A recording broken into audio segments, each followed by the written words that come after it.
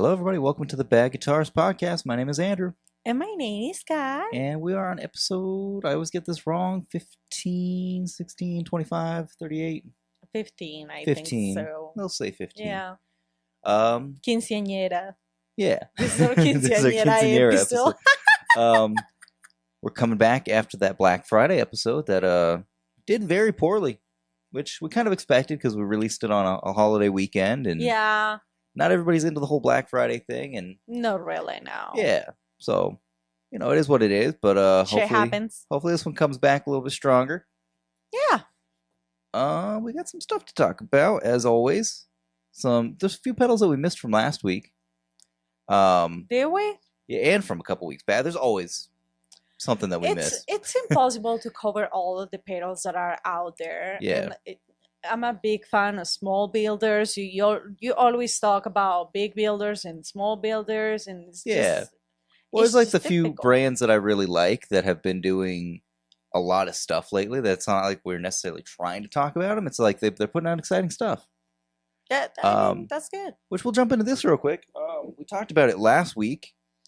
It was something that I don't think was announced until last Friday. Okay. The Sweetwater exclusive from Keeley Electronics. They did 3 pedals, $99.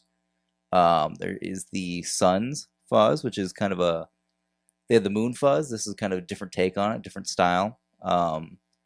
Which Robert Keeley said in the Keeley group on Facebook. He said something about how they take different mods that they put into the Octosi, Okay. the Big Muff circuit that they used in that.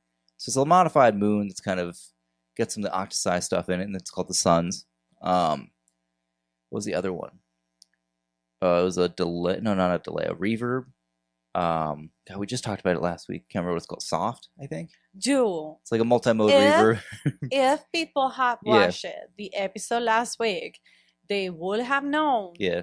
that you were begging to get one of those pedals. I wasn't begging, but you said I was. Come on. Anyway, so there's But the soft you should reverb. know really well what are they about, because you were begging for them. And then there's the, hopefully the camera picks it up without it being blurry. I don't know if that's picking up or not. Yeah, you would Let me get get better it close luck with for the people. The super bass. I don't know if that's focusing or not. I'll cover my yeah. face. Maybe that'll. Boop. Nope, I don't think it's going to focus on it.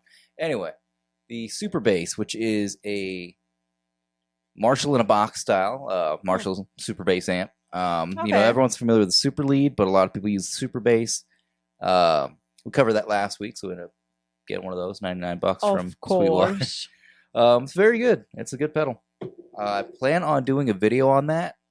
I'm still working on the Octosi video, which I might just scrap some of the clips that I'd already recorded for that and kind of just start over or something.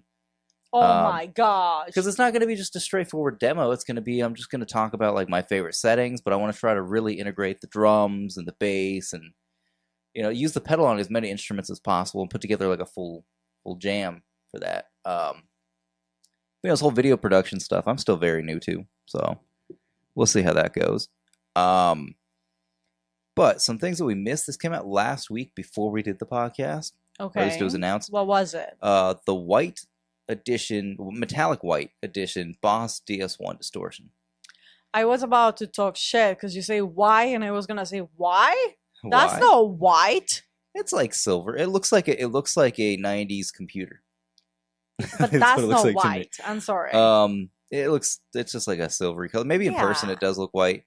But it's a Boss DS1, and my glasses are fogging up. Man, what is going on today? Oh my gosh. It's a Boss DS1, Okay. just a regular old DS1. The only thing that seems different about it is it has a metal screw on the foot switch where you can put the battery. Metal screw instead of the plastic, which they put on all their Wazacraft pedals. $79. Well, $79.99. How Which much is is this compared to the regular the one? regular one, I believe right now, as of November of 2024, I believe it's like $62.99 for the regular one. I So don't know. you're paying for the color, And which the is s- strange. And the screw. Which is strange because this is like an odd example of a company putting out a special edition version of a pedal and then charging more for it instead of just like the Yeah. same amount. Speaking of Yeah. that too, JHS, we talked about the color box Yeah. last couple weeks when they announced the limited edition 10th year anniversary. Okay. It's going to be permanent now. The color There's box. such a high demand for that special edition 10-year anniversary, the gray one with the nicer knobs. They're keeping it around. It's going to be permanent. But they're so backed up on production on it because they didn't order enough parts. And it takes time to get all this stuff and build them all. They've got a bunch of other pedals they're shipping out at the same time. So that's kind of cool too. But yeah, I like this color more than the orange. They've done other colors on the DS1, like different anniversary ones. There was like a metallic orange for the, I don't know, it was like 50th anniversary. Prior to that, they've done like a black version for another anniversary edition. But I wouldn't want to pay extra for the same pedal, just in a different color. I don't know. But we missed that one. Okay. And then like a day or two later, Proco has put out their limited edition White Rat 2. Oh. So it's kind of go hand in hand. A lot of people, a lot of the Doom guys, they like stacking the Rat and the DS1. They're almost interchangeable. Oh, I mean, the wow. Rat is actually a lot more versatile than DS1, but like most people that have like their first brand name distortion without going like boutique or anything, it's usually either a Rat or a Boss DS1. Really? Yeah. Hmm. Now, I've never actually owned a Rat, but I had that Joyo Splinter. I don't know if you remember that one. I don't remember Just that a one. cheap. I think I bought it used for like $15 off Reverb. Even that one is not expensive. Yeah, though. it's $99. That's not bad. And Proco, they have a bunch of different versions of this, and like every pedal company has a take on the Rat because it's just that classic distortion. Tons of people have used it. David Gilmour, later on in like the 90s, he used one. Dave Grohl, that's like his signature overdrive sound, distortion sound. A lot of people have used it. So $99, where that's not more expensive than the regular one. So there's a bunch of different versions of the Rat you can get, and they're all around the same price. What's the regular color? Black. Oh. Yeah. Okay. Yeah. And I believe the regular one, like the lettering glows in the dark, so I don't know if the whole enclosure on this one might glow in the dark. I don't know. It doesn't seem like it. But yeah, this is their special version. Okay. So it's just kind of funny that they put out theirs around the same time. Well, maybe it's not coincidental. I don't know. Yeah, who knows? It seems like just all these manufacturers this year are really doing a lot to try to like show their appreciation to the consumers, to the customers. What do you mean by that? Well, it's just like a lot of the cool stuff that these companies are doing. Like Chase Bliss did that whole mystery box thing. Mm-hmm. They ended up getting a bunch of people, like other brands, like smaller builders and stuff, that contributed a bunch of pedals to it. So like, really, out of the 10,000 boxes, they put out the numbers the other day. Out of the 10,000 boxes they sold, almost 900 of them are going to have an additional pedal. Wait. Yeah. Hold on a minute. Yeah. Weren't we talking this week after the podcast from last week Mm-hmm. about a person who bought it was it was the Chase Bliss box. It was the Chase Bliss box. Yeah, one person bought 50 of them. That's insane. You talked to me about that. I do recall people are fighting about it on the Facebook groups and stuff about like, who was this? Like, are they just gonna flip them all? Why do you buy 50? And now the one thing is like, there's a few different valid arguments, I would say. Okay. One is he bought 50, or he or she bought 50. Or then who knows? They bought 50. Perhaps it was intended for them to try to get the pin, because there's the 5 pins. They could be a diehard collector. They might seriously love Chase Bliss products, and they just wanted to get these rarities. They want to get these one-offs that, like, can be. There are some pedals in there that it's going to be the only one that exists. They're prototypes and stuff. So they might have been really just trying to get those because they're a diehard collector and they had the money to do so. Okay. Or they are going to try to flip the boxes. People are already speculating that people are going to try to sell them unopened online. but they've already got a system down for the pins. Like, they're going to know who's getting, which name is assigned to which box that has a pin. Yeah. Like, it's been randomized, but like they can still keep it random while still keeping a, organization of like, okay, we know this box has the pin. Let's slap this label on it. Okay, that's the person that's getting that one. So people are arguing about that too. Like, how do they know it's going to be random? It's not fixed, is it? But no, there's a way you can do it. But so the argument is either this guy's a flipper, just going to sell them, really wants the pin, really wants the rarities. But then the other side of the whole argument is like, well, that's 49 other people that didn't get a chance to get one. But I think everybody that really, really wanted one probably jumped on it when they had a chance. I mean, it was how open. much was that? It was open for like 3 or 4 days before they closed it. Like how much? I don't was even that? remember. I think it was like $2.99, $3.99, $3.50. I mean, don't probably remember. people that want it, they got it. Yeah. Now, like the thing, like I didn't even consider that as something that like was realistic for us to like try to get one of those. Oh like, God. and for no. one thing, like the Chase Bliss pedals, they're really cool. I'm not saying anything bad about them. That's too complicated for me. We've been over it with like one of their releases. Like it was just all the dip switches, all the features and functions on it. That's more than I can handle when I'm just trying to play. They're cool for people, and I really respect what they do. They're ahead of the game on a lot of other companies, but like that's just, it wasn't something that was like, I gotta have that. But for the people that it was, like, a little bit more simple than yeah. Like the Keeley Octosi is kind of like a little advanced for me. The looper pedal that we have is like advanced for me. So I don't know. I just think a lot of companies are doing a lot of stuff to show their appreciation to people this year. I guess so. Probably right before things are about to get more expensive. I mean, Sweetwater needs to put more candies on. Yeah. Definitely. Well, there's the whole thing that happened this year too, like, or not this year, this week, with China banning the export of certain elements, one of which being germanium. So that may or may not affect the pedal industry. I don't know, maybe the United States can source germanium from another place, but most of the world's germanium comes from China. So we'll see. Okay. We missed this one as well. I wrote it down. I took a screenshot of it, and we didn't even talk about it. The Vox Smooth Impact Compressor Pedal. It looks really nice. I can't remember what the name of this series. New tube powered compressor. I don't remember exactly what the series was called. They have a whole line of these pedals. Really? Yeah. But this is like the latest, and I think they've been putting these out for the last couple of years. Valve Energy. That's the name of the series. So this is the Valve Energy Series 2. So the first lineup was a bunch of drive pedals and stuff. Now you can see it has that cool little waveform on the screen I like there. that. That's really cool. It looks really nice.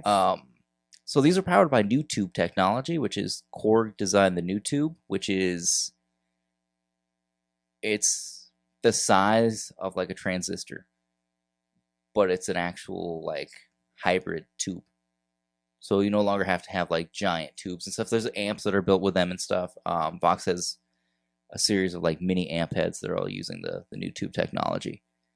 But yeah, it's a compressor, you know. But it's using that New Tube technology. So you have vintage, natural, and sag on the flip switch here. You have a tube gain, compression. So I don't know if that's the waveform or the shape. Yeah, it might be the shape, because it goes on with the screen here. And then output. So basic controls for a compressor, but you get that extra little something from the New Tube. 142. Now that's the price. I don't think that's bad. That's the price on Sweetwater, but I was seeing this listed for like 200 and something. Where? On other webs like Guitar Center, Musician's Friend. I think it was like 225 or something. For the same pedal. So I don't know if there's like a sale price for Sweetwater right now. I mean, it is still the holidays, so I don't know what the actual price on this is going to be. But yeah, I think it's cool because, like I said, the whole New Tube thing and getting that extra functionality of you could see the waveform of what you're playing. Just kind of adds a little something to it. Guess so. Yeah. And these enclosures look like they're probably some kind of custom enclosure that they do just for this line, because you have the screws are on top rather than the bottom. It's kind of weird. It still looks nice. I think I so. kind of like it. Yeah. Oh, there's also a thing on the top next to the power supply that says link. So I don't know if you can like chain them together with the other ones. That's pretty cool. And it's cheap. Yeah, it's fairly inexpensive for the technology it uses. Okay, so then that one you say we missed. there was one more, and this came out I think 2-3 weeks ago. What is it? But we always try to talk about smaller builders. Okay. Tomcat. Tomcat? Tomcat pedals. How we talk about them? I don't know if we talked about them on the podcast. I know I've shown you some of his stuff Which before, one but is it's probably like 2 or 3 years Which ago. one is the one that has the psst? That's B's Music Shop. Oh. But that's the Octosi. It's just a cat version that they put special artwork on. Oh, okay. No, Tomcat pedals. Tom, he's a musician. He was former drummer for the band Cerebral Ballsy. And what's the name of the band? Cerebral Ballsy. Oh. So you could tell that's a play on words on something. Okay. Without saying the actual thing. Okay. We all know what that's a pun for. So this is their super heavy reverb. I did check out a video of this just a little bit ago. I don't know how we missed this one. How does it sound? It is insane. It's a really versatile reverb. I mean, it does a lot more than reverb. You have a freeze function. You got high pass filters, drive, different. You got asymmetrical, pre-delay, drive, mix, and type. You do have delay mix. I don't know this one in the middle. I don't see a label on this knob in the middle. But it almost looks kind of like the layout of like the Fuzz Factory 7 by Zvex. Like you have like the circle of knobs, and then you have a couple foot switches. I really want to know what that one in the middle does. Okay. But it's a really spacey, crazy sounding reverb. You can assign presets to it, color changing knobs. Freeze knob will sustain the reverb. Okay. What else does it say about here? Inspired by the most powerful rocket ever launched by humans, Super Heavy is a deeply complex and simple reverb pedal. Takes your signal and runs it through some gain and delay stages before feeding it into a space-rich reverb. So, it's pretty cool. And then you can customize like everything about it. So that's pretty cool. There are factory presets built into it, but you can program your own. I'm just not a big fan of cats. You don't like cats on pedals? Or just cats in general? Like in general. It's not that it kills me when I see a cat and something, Like, yeah. It's just a cat. Yeah. It looks like it's also stereo. So hey, for all those stereo folks. Oh well. What was the price on this? I don't know. Get back to the main page. It was expensive. I don't know. What's it? $350. $350? Oh, Yeah. Well, That's a little steep for me, but it's handmade and programmed with love. A love of cats. So $350. I don't know. Fair price for what it does. I guess. I don't know. Again, I'm not a big fan of cats. I don't know. I thought you'd be more impressed by that one. Why? Personally. I don't know. Because he has a cat on it? Yeah, because you like the boutique pedals. I do. But the only one that I like that has something to do with cat is the pss, pss. Yeah. And just because I think the name is funny. Yeah. Well, what about the cat pedal? What cat pedal? The one that when you play, it just turns all your sounds into meows. I like more the fart one. Do you like the fart one? Well, the difference is like the cat pedal actually tracks your notes, whereas the fart pedal just makes random farts. Yeah. I mean, if you put me to choose, I will choose the fart one. I don't even know if that one's still being made. Who knows? It was like a gimmicky thing for a very short time. I don't know. But I'm just saying, I don't know. I don't like cats. Yeah. All right. Okay. What else Did we miss any other thing? Well, we probably missed a ton. I'm sure we still did, but whatever. It is what it is. Yeah. We're talking about some news. Okay. So last week, we talked about, and we didn't want to talk about. I brought it up on the podcast, Are and we we gonna even talk about that? yeah, I guess. we even talked about how we were hesitant to even bring up the brand because we were just going over all the Black Friday limited editions and stuff. So I said, just for the sake of not excluding any brands, okay, let's talk about the blackout version of the Fulltone OCD. And I even mentioned, I think last week, I was like, there's a history with the company and the guy behind it that, don't really want to endorse this guy's products in our thing. We're not endorsing it all, but like, we're giving attention to it by mentioning the pedal. But then like a day or two right after we did that, something happened. Maybe it was the next day. I think it might have been the next day. I think it was the next day. Good old Mike Fuller. Okay. Goes online and he posts and then later on deletes a comment on a Michigan State Senator's post online, essentially instructing her to put a bag over her head, and you can guess the rest from there. And if you can't, you should look it up. But she managed to get a screenshot of that, and then she posted about this. This musical instrument company from Tennessee is endorsing people to self-harm, and the internet took off with that. I mean, I knew about his past with the whole thing that happened in 2020 with the riots, and the way he reacted online about that. And essentially, his company went out of business right after that, and he moved to Tennessee. But I didn't know that he had a full history of, like, on the Gear page and other online forums for a decade plus now of just getting in fights with people on the internet.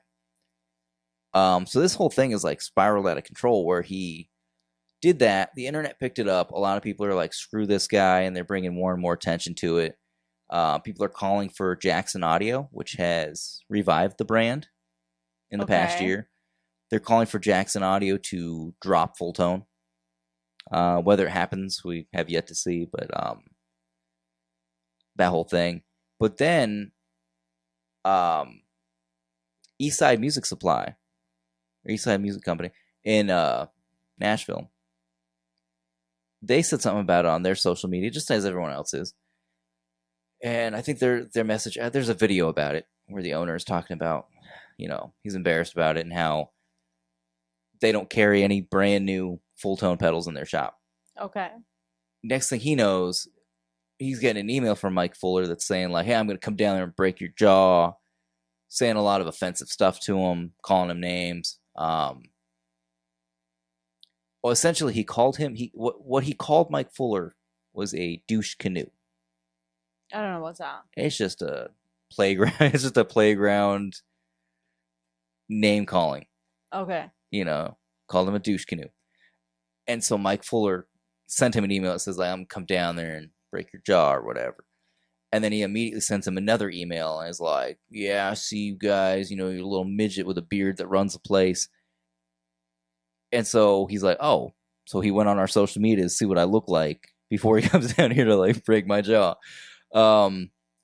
So he's spreading Eastside Music Supply. They're spreading the word about this guy now threatening physical violence to people over people reacting to what he said online. So it's just, this guy's just hitting new lows over and over again. I mean, his company just got revived this year, and he's already like doing everything he can to self-destruct the place. But it's up to the individual. If you still like the Fulltone OCD, maybe don't give this guy your money, but buy a used one. They do make some good. I used to have Fulltone pedals, and I liked them, but I would not give that company a dime, personally. Just out of ethics and stuff. I would just morally feel better giving my money to a competitor that makes a clone of his products than to him. But it's up for everybody individually to make their own opinions on this whole thing. I mean, I don't know. It's kind of interesting to see. What do you think? I don't know. I think, and we've talked about this before, I think politics and shit should stay out of musical instruments. I just don't see why some people drag it into that whole thing. But hopefully, you know, there's some kind of resolution to this whole situation, and people can just relax about it. But you know, I'm always interested, you know, with gear news and stuff, to see where this is gonna go. I don't know. It's just work. Okay, Yeah. when you go to work and you have a job and whatever, you have a personality for your work, and then you have another different one at home. Yeah. It's just what it is. Like when I go to the office, Mhm. I go, "Hi, how are you?" Yeah. But then You got to be nice to people. Yeah, you know. Yeah. But then I come home and I'm a bitch. So you know, and they don't have to know that. Yeah, they don't have to know that I'm a bad person, but I try to do my best. And that's something that, like, I said when I initially saw that, I was like, why would you post this from your business social media account? You could do it from a personal one, and you're free to have your own opinions. I mean, it's your opinion. Without it directly impacting your company. I mean, if people see it, they might know, and the word still might spread. But like, it immediately will impact your company when people see that you're posting that from your company's website, or not website, but your company's branded social media account. Which is where I think, like, just keep that out of it. And like Philip from 40 Watt Podcast, he posted a quick video. It was like 5-6 minutes long, kind of weighing in on the situation, which is actually his Instagram account. He posted in his story, I believe, is where I first heard about this whole thing. Okay. But I watched his YouTube videos at 6 minutes long, and he just goes over this whole thing where he just, you know, you're not going to always buy things from companies where you align with their beliefs. Yeah. And same way around, like, theirs aren't going to align with yours. And that's fine. There's nothing wrong with that. I mean, that's totally fine. You know, you can have friends and neighbors, family members that have different opinions than you, that you do not agree with, but you still care about those people. That's fine. There's nothing wrong with that. But when somebody just goes off the deep end like that, then it's like, okay, like, morally, can I give this person my business? Again, it's up to anybody to decide. I'm sure, like, everyone's opinion. I'm sure he said what he said, and there was probably people that were behind him on that, so, and support him on that. You can do whatever you want because it's your money. At the end of the day, you work for it, you sweat it, so whatever. Go buy an ice cream or buy a pedal. Go buy an ice cream. Whatever you want. Buy an ice cream pedal. Is that an ice cream pedal? Oh, there probably is. Dude, did I say on this podcast, or did I just tell you that I want to have a pedal board that is just food related pedals? Just food pedals? Yeah, you did mention that. I said that. Yeah, did I mention that here? You wanted the I do. But I wanted to have a whole thing. You wanted the buffer, the butter buffer. I want that one. I don't remember what else you said. There were a couple ones. I had to take notes about that. Yeah. Like, I think it will be really fun, but they also had to make sense. Yeah. But it's like a team pedal board. I don't know. It will be cool. Anyway, what else do you have? There's a lot. Oh God. Here's one I'm excited about, but like, there is only one video about it. What is that? So far, I don't know. RJ Ronquillo, he put out a video of the Danelectro Spring King Jr. Now, the Spring King has been around for the same amount of time that I've been playing guitar, maybe a little bit longer. Okay. It was kind of a revolutionary product when it came out because it was a pedal that had a real spring reverb tank inside of it. Oh. So when you kick it around, you really get like the sound of the spring banging around. Because he has one. Yeah. But it did have some digital features where it had like a pre-delay kind of thing where it sweetens the sound a little bit. It wasn't just the spring. Like, it had a nice kind of fluff to it, if you want to call it that. So they're putting out the Spring King Jr. It looks like it's I can't tell what size enclosure that is. it's not like the mini size enclosure by the looks of it, but pretty small pedal. 2 knobs, reverb and tone. It does have the real springs in it still. No idea what the pricing is going to be on this. Like I said, there's one video on this. Why he has one video of it? Well, because RJ Ronquillo, he gets everything. He gets everything early. He does. You never talk to me about this guy. Oh, he does some of the best. He's one of the best YouTube guitarists. You never talk to me about that one. No, I watch his stuff sometimes. Huh. But he's right up there with like there's RJ Ronquillo, there's Corey Congilio, Rhett Scholl. They're all kind of like at that same level, and those guys are all buddies and stuff too. But they're all up there. They're like those really virtuoso level guitarists that also have YouTube accounts. But yeah, so RJ did his demo on it. Okay. It's the only one out there right now as of Friday, whatever today is, the 6th of December. Yeah. So who knows? This might drop in the next day or two. I don't know what the pricing is going to be.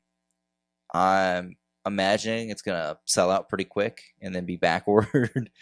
But Danelectro, they revamped a lot of their pedals the last few years. They had like a whole lineup of like vintage style pedals that they put out. They reissued their the reverse delay. Spring King Jr., like I said, that they've got that one. Who knows what else is coming? But I'm interested to see what the pricing is going to be, because I think the regular one, I think you could still buy it new from some places. Really? I think so. I don't know if that's actually been discontinued. This just reminded me of something that I sent you. Yeah. I don't know if you saw it, but I thought What's it that? was extremely cute. Which thing was it? It was like this. Oh, like a 3D printed pick holder. Oh my gosh! What's the company so on cute. that one? Do you know what the company is on that one? Talking about new releases. Yeah. Cali Gibbs? Cali Gifts. Oh, so it's just a bunch of random different products that are they have like 3D different printed. products. But oh my gosh, guys, this is so cute. I don't know. Yeah. It's a vintage like It looks like a little box. Marshall amp. Yeah. It looks like a Marshall amp, but it's like mini, and then We'll throw a picture of it up on there too. Yeah, and you can put your pics on it. I don't know. It's just cute. Does it only hold the? Do you know if it only holds the ones up top, or does it have like a spot underneath that you can like on the inside? You can customize it though. Oh, okay. Yeah. Because there's also Rocket Music Gear. I think we've talked about on here before. They 3D print a lot of like pick holders and stuff. They have one that's like an octopus. I haven't seen that one. Yeah. I don't know. I'm just saying, because you look, you are a person that is so disorganized. There's like pics like everywhere. Well, no, I had the Altoids tin, but then the lid broke off. But dude, so I still have the Altoids tin sitting here, but then the pics keep falling out of it. There's pics everywhere. Yeah. And we have a toddler. Yeah, I always make sure he can't get a hold of them. And has never eaten a pig, because I would be so pissed. I cannot tell you. No, what he'll do when if I caught him eating a pig. When I'm playing, he'll come up to me and he'll like demand that I hand it to him, just so he can immediately hand it right back to me. He'll like start crying if I don't hand it to him, and then he immediately says like all he wants to do. I know he's not going to run away with it or pop it in his mouth, which is the only reason which is the only reason I hand it to him. And if he like tries to take a step away from me, I'm like, nope. But he does it just so he can hand it back to me, and then he says thank you. No, but I specifically send you that pig holder. Yeah. Thinking about all the pigs that are around here. I just don't know. The one in that picture didn't look like it was big enough to hold all these pigs that are laying around. I know. Anyway. So. Next release. Behringer. Okay. They are still on a roll. I think every single week for the past month and a half we've talked about Behringer and their new releases. They're at it again. You know, at this point, I'm impressed. I was talking crap about, they did the Fuzzbender where they copied the name from Keeley. If they just changed the name, I wouldn't have a problem with it. Then the very next release was the Centaur Overdrive, where it's like, okay, you're totally ripping off the name, But it is a different circuit than the Klon. Theirs is a soft clipping versus the Klon's hard clipping. So whatever. Looks the same though. Just a mini version of a Klon is what it looks like. It's probably more like a tube screamer, but who knows? So those two, I was like, okay, they're kind of crossing the line on these. But then they announced the 69 Vibe. Okay. Now they did say in a post online that they plan on putting out like a total of 6 more, if not more than that, before the end of this year.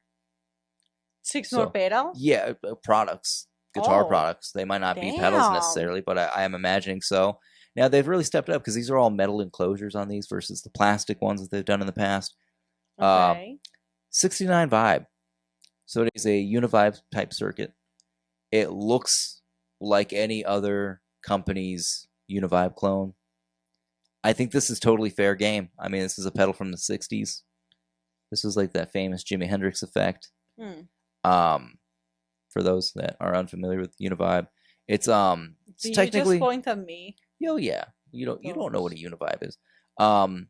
You're so rude. No, do you know what a Univibe is? No, I don't know, but you Okay. don't need to point No, out. I don't think it's a type of effect we've ever discussed between you and I. You talk about pedals all the time. Yeah, but I don't usually talk about Univibes. So it's technically a phaser. Okay. It's run off of a photocell. Most have this kind of feature set: volume, intensity, and speed. The effect on and off, and then you can switch between chorus and vibrato. But at its heart, it is a photocell operated phaser. As made famous by a famous player. I don't know, I keep saying famous. By players like Jimi Hendrix, Robin Trower, David Gilmour, I believe, uses one or used one at some point. Just endless list of guitarists.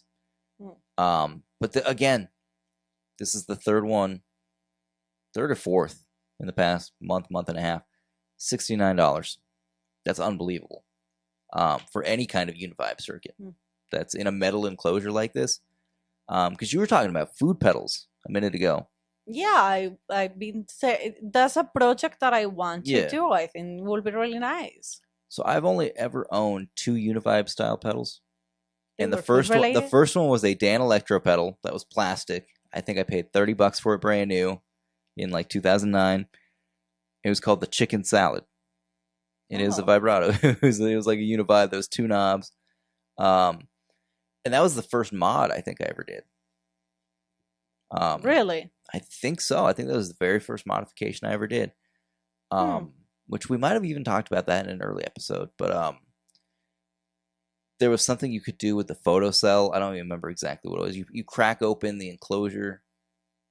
Like inside the enclosure in the back plate on the circuit board, there was a little box that contained the photocell. And you could pop it open. And something as simple as like putting some foil on there, like increase the effect. I don't remember exactly what it did. I remember it did something, but I don't remember what exactly the mod was. But it was something I found on I think YouTube in the very early days of YouTube. And something just came to my mind. Yeah. Talking about my dream of having a pedal board that is food related. Yeah. I know how to call it. What? The charcuterie board. Oh, and you could even put it on one. Do you could even put it on a nice fancy and you can board. Call it the charcuterie board. Ooh, that might be and good. So now you are admitting that I have a good idea. Well, hold on, because I think it's if a good you're doing idea. that, then you need to go all out. Like, what kind of guitar? You need to have some kind of food themed guitar. I know, but that will be really cool. No one take this idea from me. I said it first. I'm gonna call you out if I see this online somewhere. Yeah, this was my idea. You'll need some kind of food related guitar. We can. Dude, that would be really cool. You could change like the Tolex on an amp to look more like I don't know, like a loaf of bread or something, or even like a block of cheese. It could be done. The release of the wheat, the charcuterie board. Oh my god! This is. You can make it happen. It's getting together. But you know that's going to involve you having to buy pedals. I know. You immediately like. But it's okay. 69 Vibe, $69, which is kind of funny too. Same price as the name. It's also cheap.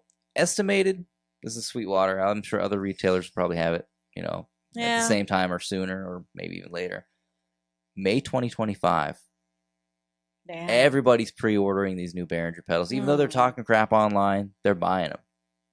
Oh, well. Which this one, like I said, it's a circuit from the 60s.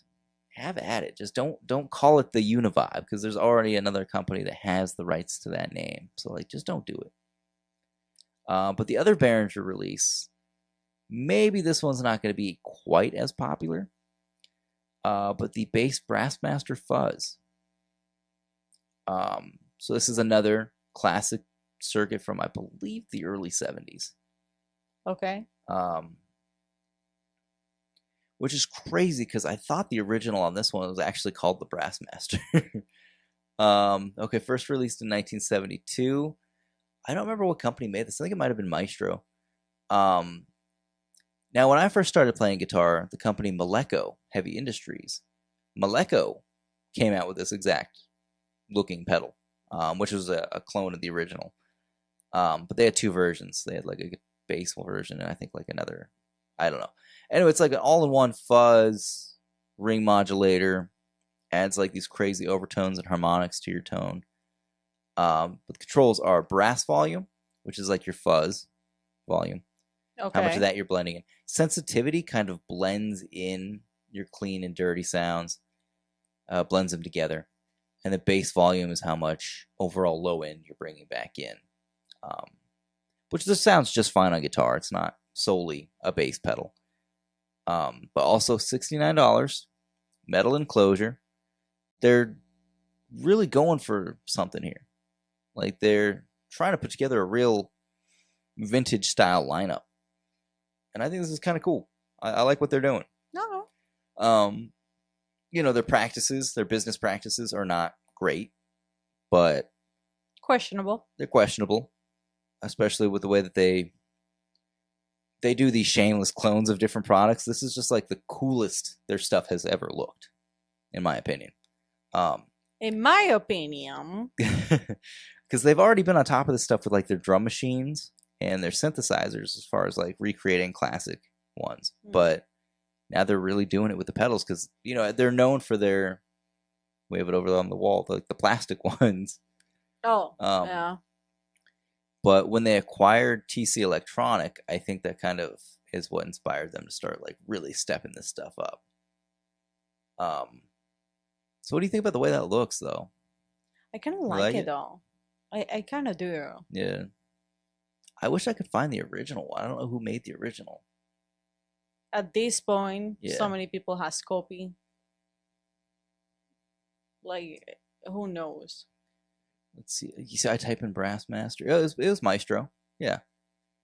All right, so this is where we start getting questionable. Why? Because it looks the same? Because the Maestro pedal was, in fact, called the bass Brassmaster. So the Maestro brand still exists. Like, Gibson revamped the Maestro pedal lineup. Questionable. So here we go with the questionability again. It said 69 vibe, have at it. I'm sure it's just as good or just, you know, it's a Univibe. But this one is like, are they paying to license the name? It looks identical. Even the knobs are the same. The only thing different is these two switches. The brass mode selector and then the harmonic selector are in a different place. Okay. So, you know, I don't know.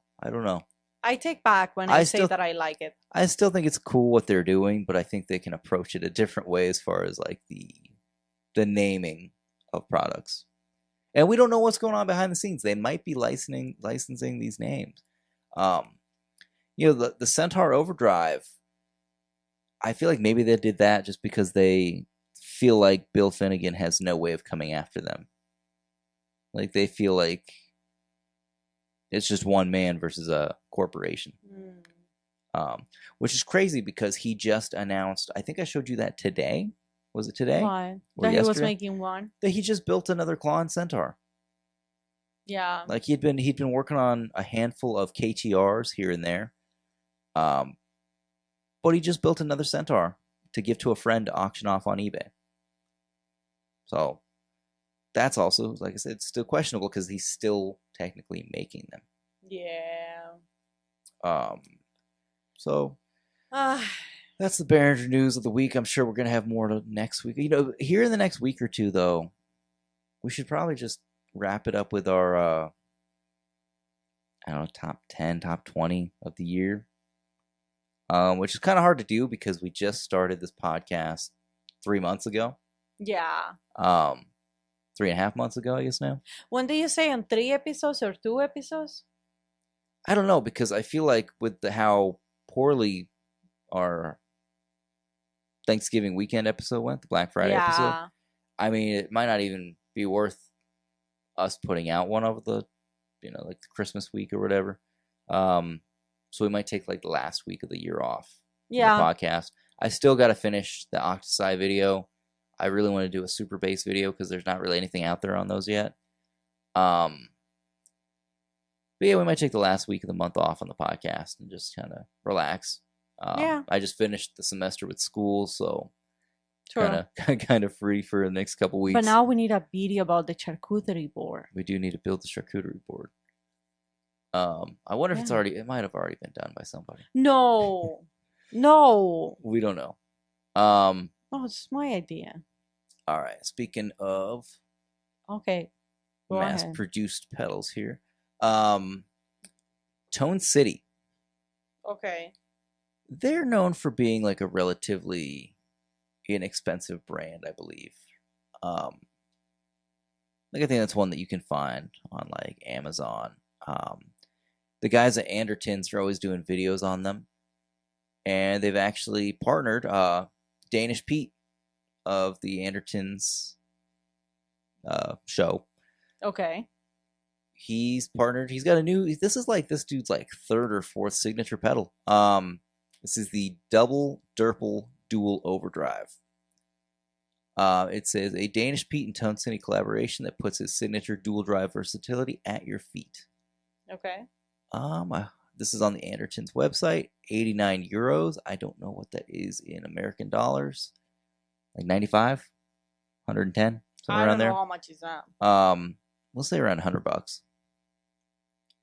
So this is what's better than one Durple. Now they already made a Durple pedal for him, but this one is the Double Durple. So it gets supersized Danish tones with Double Durple, dual overdrive pedal designed in Tone City in collaboration with our very own Pete Honor. But don't be fooled, this is way more than just two Durples stitched together. Double Durple builds on the best-selling Durple formula, delivering a double. I keep saying Durple, it's such a weird word. A double pedal that takes your tone from crisp boost to stacked crunchy saturation in a couple of stomps.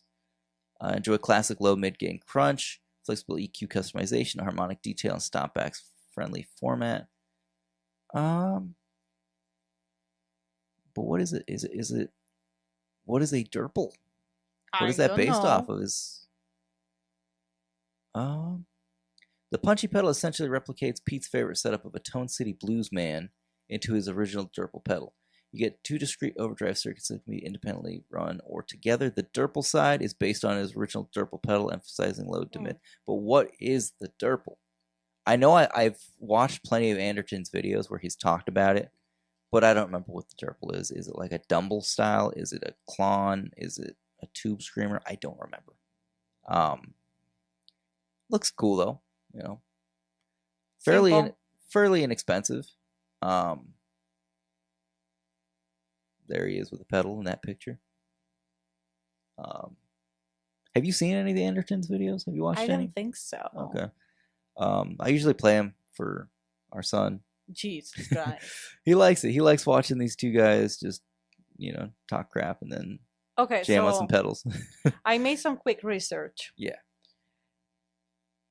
On the charcuterie board? Yes. How do you even find search results for that without it just showing food? For guitar pedal related videos. Okay. So the main video is from your guy, the one that you admire and talk about the most. Who's that? JHS. Okay, what's the video? Now, it's not a charcuterie board pedal video. It says greatest food theme guitar pedals. Oh, I think I've seen that. This was back on November 13 of 2020. I feel like I've probably seen that one. if you keep going on the search, then you're gonna find Guitar Nerds. Yeah. Back on June 22, 2018, they talk about the top 5 guitar effects pedals named after food. Okay. Okay. Then if you keep scrolling down, there's like more people talking about this or that, like, oh, this guitar pedal looks like food and whatever. Here's a food one. Yeah, but like the top one is the greatest Fulltone guitar pedals by JHS. Okay. But not a charcuterie board. Huh? God, there's so many options too, because like I said, there's that whole Danelectro lineup of food pedals. There is a company called Effects Bakery. Oh my god. Let's see what else is there. I mean, there's like Electro Harmonics has their clone called the Soul Food. They also have the Turnip Greens. Danelectro has the Wasabi. I mean, there's just an endless list of food themed ones that you could just really mix and match and find. Like, if you want it to be like a cohesive idea of like, you don't want just a bunch of foods. You want it to be foods that actually go together. It has to make sense. Yeah, you can do it. No. Well, anyway. Yeah. Let's see, Soldano. Next release. Soldano. Yep. They put out the Super Lead Overdrive Plus. So I think we covered when they put out the regular version earlier this I don't year. remember. That looks really complicated. But now they've just got so the Soldano Super Lead Overdrive SLO is a popular amp that they make. Okay. Now, the original version of this pedal was just to capture the sound of that amp in a box. But this one adds an extra channel to it, so you're really going into that amp in a box territory. We now have the overdrive and normal channels. So you could switch it back and forth between clean and dirty like you would a real amp. So that's kind of cool. They just took that whole thing a step further. $269. No? No. How usually see? I feel like the podcast is working because you're becoming less sensitive to the pricing. I'm like $269. You're like, yeah, it's a pedal. No, it just looks way too complicated. Like all those knobs and I don't know. Yeah. Like master, preamp. Well, I'll show you the actual amp. It looks too complicated for me. I'm sure. Let's see. We're on the Sweetwater website right now. Oh, that is. Nope. That's a different thing. Like, does the amp looks more complicated? Like equally complicated. It's got some knobs. Here you go. I don't know. Yeah, here's a slow 30 right here. $2,890. Oh, they are not cheap. They are not cheap. Nope. It's a high gain amplifier. That's a lot going on too. It is a high gain amp. Okay. It's for your metal guys. Or just your hard rock guys. So as you see, you get overdrive normal, crunch clean, bright on and off. But as you can see, like the pedal is modeled exactly after this thing. Maybe not as many knobs, but yeah, if the amp is 3,000, so it's more attainable for a lot of people to just get the pedal. Well, yeah. And run it through whatever amp they have. I mean, that makes sense, but I don't know. At the same time, again, that's not for a beginner. You had to know what you're doing to start using this kind of pedal, right? I mean, yes and no. I mean, if you're a beginner with some money, you'll buy anything. That's different. You'll buy anything if you think it looks cool or sounds cool, or you think it'll make you sound cool. But $270, I mean, it is Soldano. It's a trusted brand. I think they're still fairly new to the world of pedals. I think like the original version of this might have been like their first line of pedals. But $270, I don't know. I feel like that might be a little higher than it should be, but again, you are getting probably that as close to the real sound as possible in a pedal. I don't know what the outputs on this thing are. Is it just regular? There's a thing on the side that says deep. I don't know if it's like a mini button or something. Okay, yeah, it's not stereo or anything. This doesn't have like an XLR out. So it is like an amp in a box overdrive and clean channel, but it isn't like a DI box or anything. So, I don't know, $269, maybe like $250, $245. I don't know. I mean, I guess people are gonna pay the $270 if that's what it's selling for. That's what the price is. Okay. We got a guitar. Just because I saw this one, I thought it was kind of cool. Okay. $2,000. That's where you start like holding your chest, like my bills. I don't like how it looks. There's different colors. Okay. How about that one? I don't know. Show me the other colors. Let's see. Let me just say what it is real quick. Oh well, yeah. It's the Gibson Les Paul Studio Session. So they've got Bourbon Burst, Cobalt Burst. What's this next one? Honey Burst. I think the honey looks the best. Do you like the honey one? I don't know. What's the other one? Black? Black. Like ebony or something? Ebony Burst. Not much of a burst going on there. I do like the black one. You do? I do. Okay, we'll keep it on that one. Actually, it might be harder to see what I was going to show you. Yeah. Okay, so there's like new neck contours right there where you get like better access to the higher frets on the back. The top of the body, there's like a special contour like right up in here now. You get the block inlays. A lot of classic features that you'd have on a Les Paul, but like you have like a tapered neck. It looks like towards the top right there. Looks like it narrows. Features that I personally haven't seen on a Les Paul before, but I'm not really a Gibson guy. I don't follow. To me, all Les Pauls kind of generally look the same way people would probably say like Strats all look the same. But this one has features that I think are kind of really cool, like modern features on there. Like I said, that the contours and stuff. I like the back of the neck though. Yeah. Now I think as far as the performance and electronics on this thing, so you get a flame maple top. Solid body electric guitar has a mahogany neck, and it branches Gibson's crown pleasing slim taper neck. That's what I was talking about, the slim taper neck. Modern contoured heel for easier playability, and upgraded bound ebony fretboard. 57 classic pickups provided you with supercharged PF flavored tones, which the pickups kind of add to that price too. That's why we're seeing $2,000 for this thing.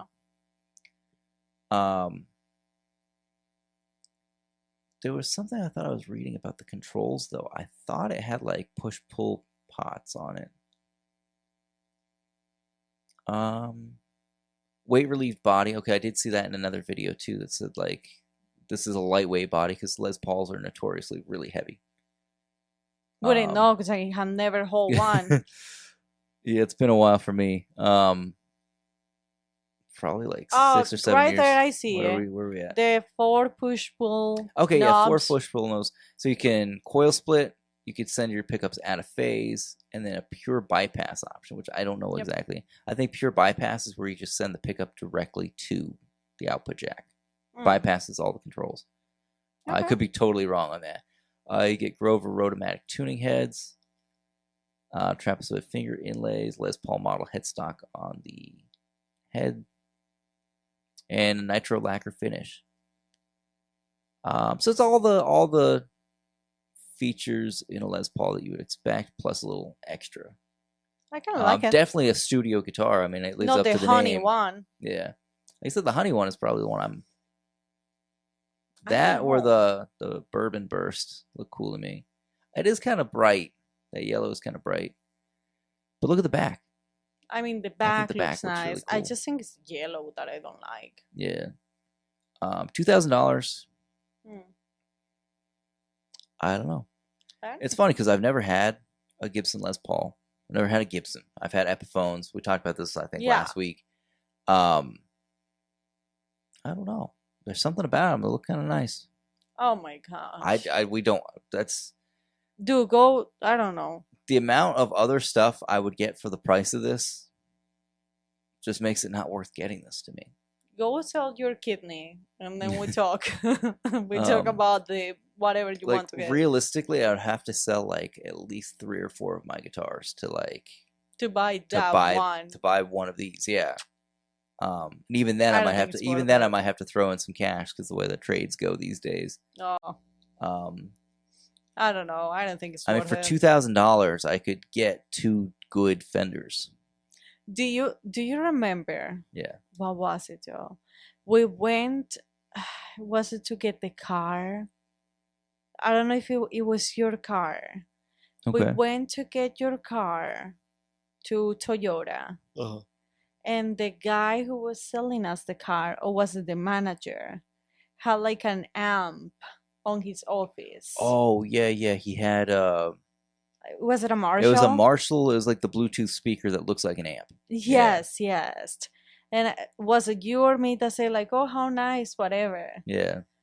This, I don't know why the price on this, the $2,000, reminds me of that guy, because I don't think that guy had idea what you could tell he was a guy that doesn't actually play, but he bought it because he had the money. He'll buy an expensive guitar in hopes that he's going to learn to play. Yes, and yeah, then just he puts had it that on face display. though. He had that face.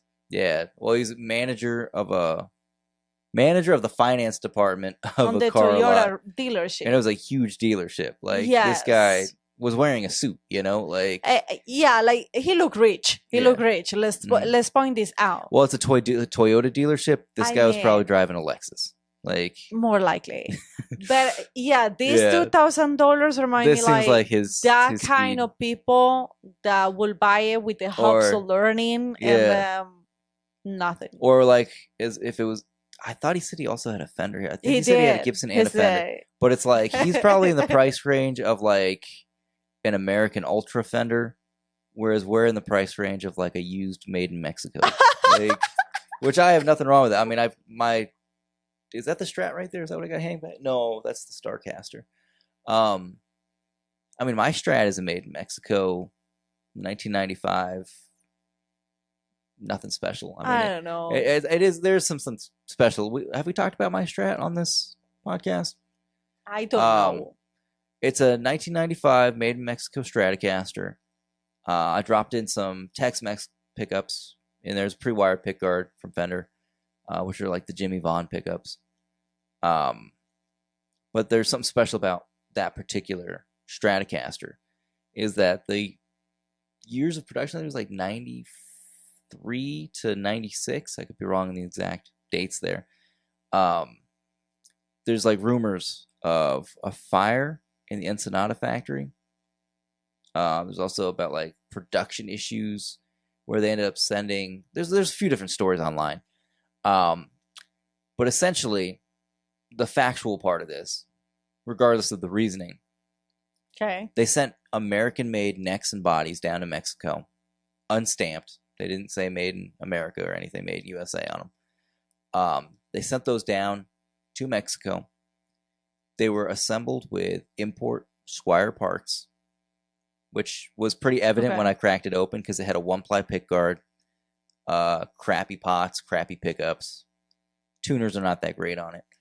But playing it, the neck on that thing is like the best Fender neck I've ever played. Like you can tell that was like a real American-made neck.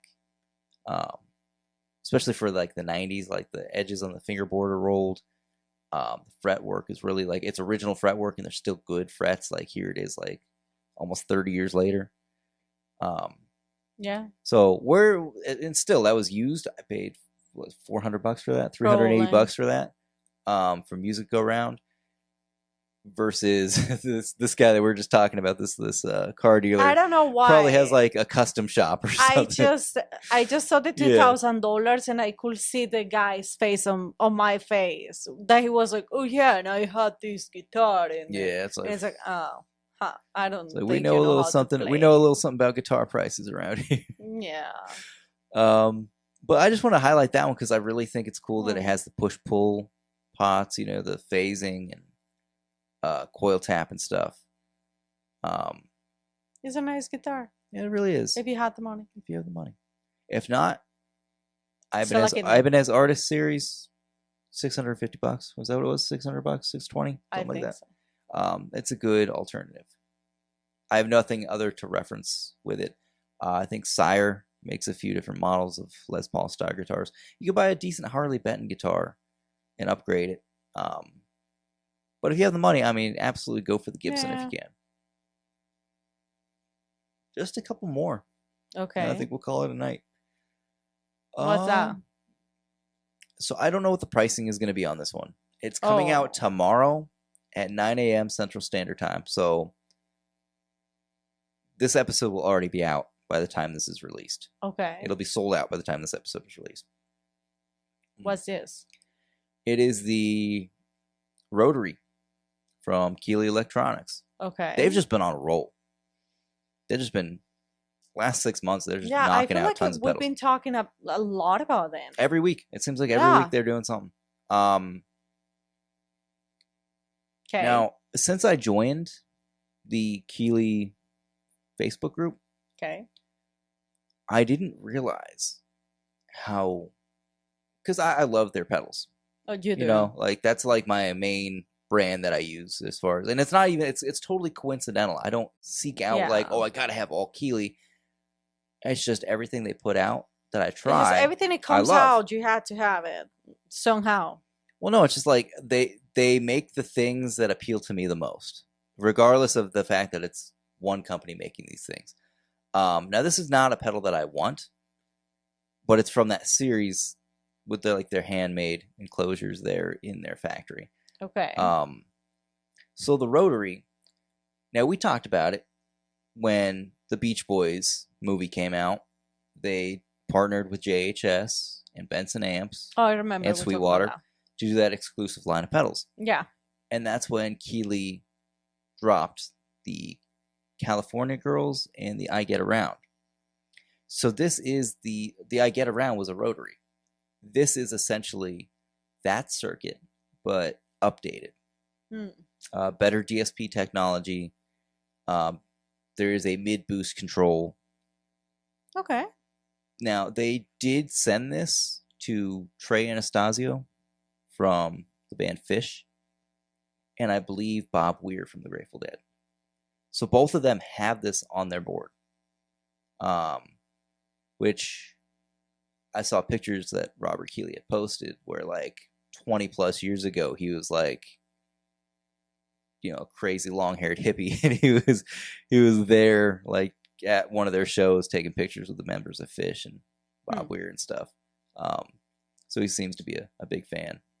So I don't know what the pricing is going to be. I think the I Get Around was $299, so that's probably what we're going to expect from this. But yeah, this is like the 5th or 6th pedal in this lineup of pedals that look like this. They get the Rotary. If you want to count those 2 Sweetwater exclusives for the Beach Boys, so that'd be 3. The Zoma, the Halo Core.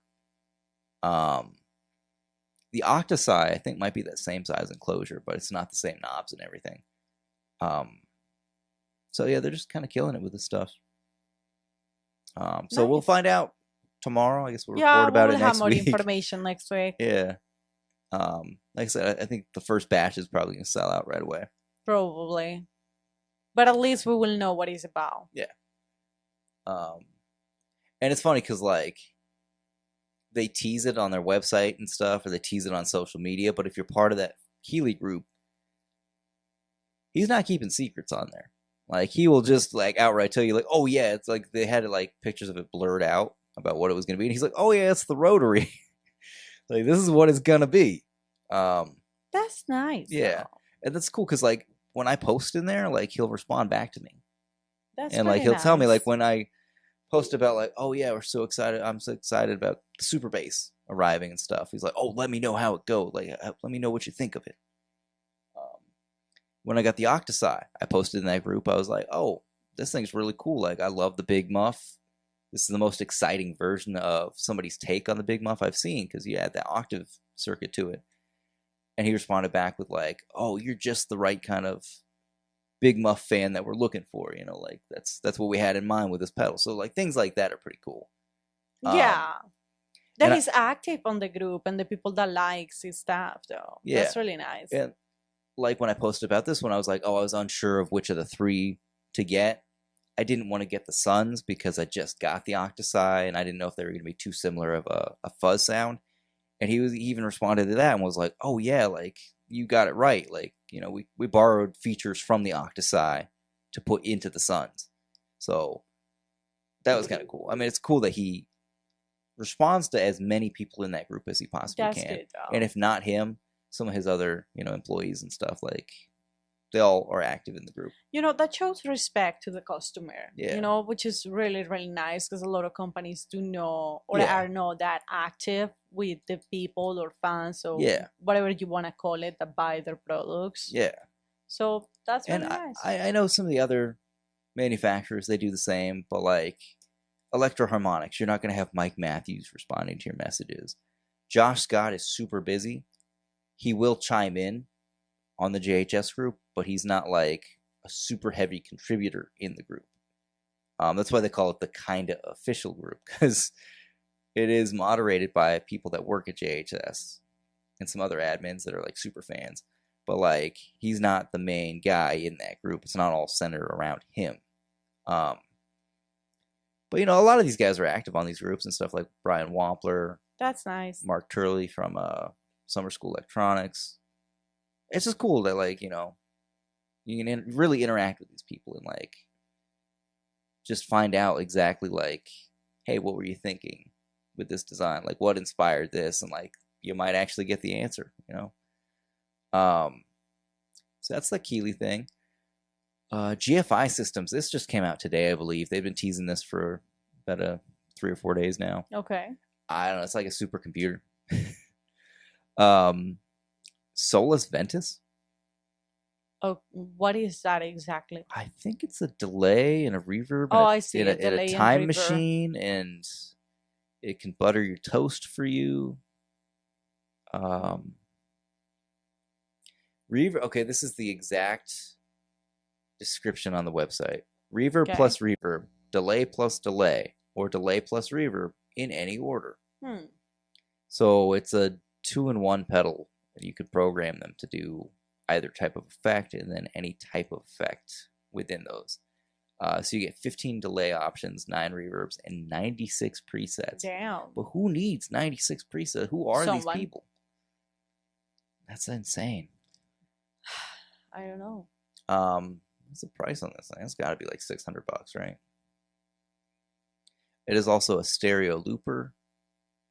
Like I said, flexible routing, so you can route it however you like. 2 expression control inputs, auxiliary switches. You can add additional foot switches to it, up to 3. MIDI in and out. You get a clock feature. Dynamics engine. I don't know what that is, but pre and post DSP X and DSP Y. This is beyond me. I don't know what any of this means. I'm just looking for the price. There's just so many, like, in the specification and key features. It's like there's so much going on. Now, the people that are into these super powerful all-in-one dealies, like $4.99. $4.99. Oh. Which, looking at that, I would expect it to be like $5.99. Probably. Just by looking at it. No, this is a great studio and live tool for those that have the patience to figure it out. Yeah. Those that are already users of GFI system products, like, a lot of their stuff is really technologically advanced like this. It's just, I would plug it in. I would set each side to one sound, probably, and just leave it like that. Yeah. But damn, that's insane. I don't even know what to think about that. It's just, I'll have to jump in and like watch some videos on it, because I haven't heard what this thing sounds like at all. I had just seen the posts online that they were getting closer to dropping it. They're dropping hints on what it could be, but this is it. $500.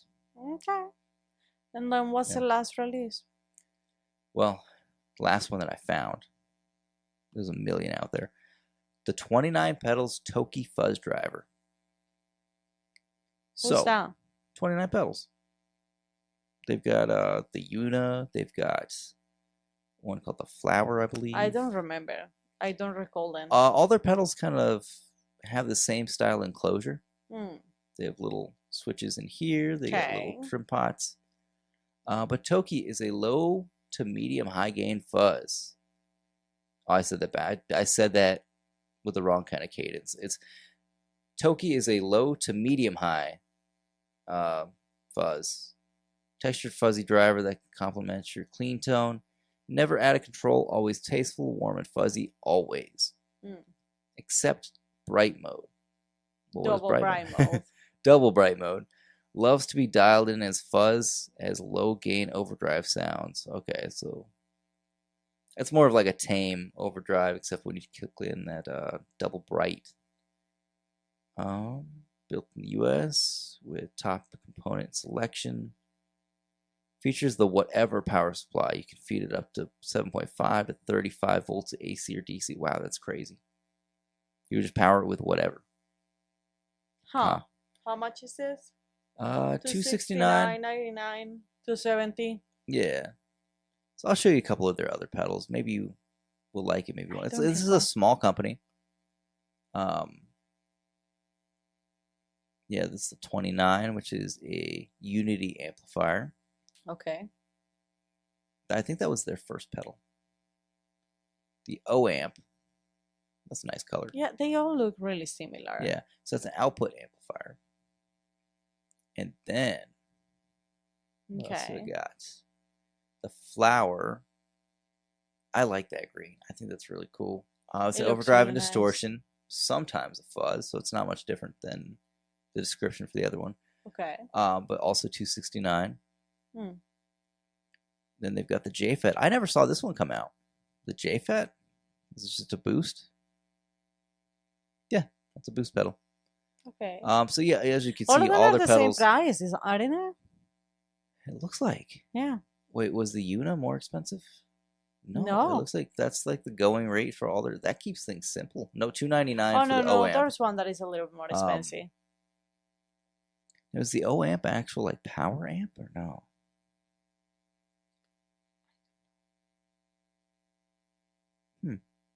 Oh no, it just says it can power splitters and stuff without needing like a buffer. That's pretty cool. So 269. I like the look of their pedals.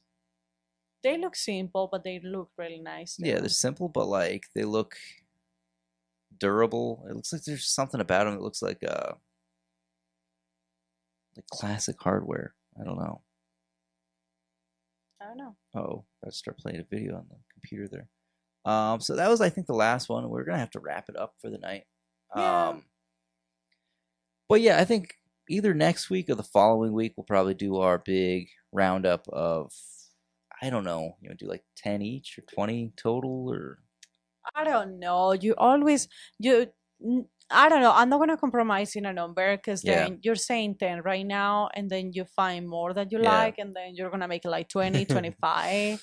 So I'm just not going to say a number. And the thing is, like, I have a hard time remembering what came out this year, because just in the last 5-6 months, there have been some big releases from a lot of these companies, and we're not even gonna include guitars. Maybe we will. Maybe we'll do like top 5 guitars. Oh my gosh, you're adding more. Oh my god. All right, we'll keep it simple. We'll do top. No, pedals. I'm not gonna compromise right now. I'm not gonna say a number, but top pedals, in our opinion, not top selling, not best selling, not most popular on social media or anything. Just the ones that we think are the coolest of the year. This is just an opinion podcast. Yeah, I mean, that's all it is anyway. We don't have no authority to talk shit. We just talk shit because we want. We don't know what we're doing. No. Yeah. That's fine. Yeah. But hey, please let us know in the comments what was your favorite of the week. I forgot to say this last week. Let us know in the comments what was your favorite of the week. Let us know what we missed, so we could try to cover it next week. Probably a ton of stuff that if you haven't subscribed yet, we would appreciate if you want to just give us, why not? Follow on Instagram or whatever. You just have to listen to us YouTube. like once a week, so why not? We're not really getting many plays on the audio version. So if you prefer to listen to the audio podcast, please feel free to jump over there on Spotify, Apple, Amazon. Everybody, it's better to see us. Yeah, I think people prefer to watch the video version. But still, if you prefer your audio podcasts, please, we would appreciate, going over there and following us, subscribing on any of those platforms. But yeah, we appreciate anybody that stuck around this long through the whole episode. Yeah. We know we run pretty long. Short compared to others, but you know. We're not sure. But yeah, I think that's just about it for the night. I don't think we have Okay. much else. We're running out of gas here. That's all we have. Thank you. So we'll see you next time.